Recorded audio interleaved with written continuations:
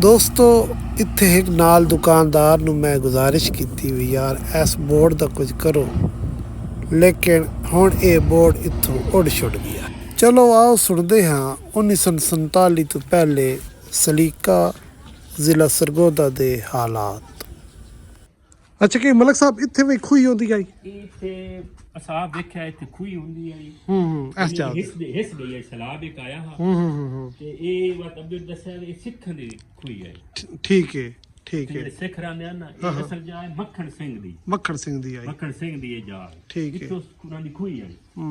ਤੇ ਪਾਕਿਸਤਾਨ ਜਦੋਂ ਬਣਿਆ ਮਾਈਗ੍ਰੇਟ ਕਰ ਗਏ ਫਿਰ ਮੇਰੇ ਦਾਦੇ ਹੋਰਾਂ ਇੱਥੇ ਜਾ ਪਾਈ। ਠੀਕ ਹੈ। ਤੇ ਦਾਦੇ ਹੋਰਾਂ ਨੇ ਇੱਥੇ हिकमत रही। ठीक है ठीक है ठीक है। मतलब चलेंगे। अच्छा अच्छा यानी इतने ज्यादा एक सलाब आया। हाँ हाँ हाँ अच्छा ये सलाब तू हिस गई है। ठीक है। तू तले अब्दुल भराई की। ठीक है।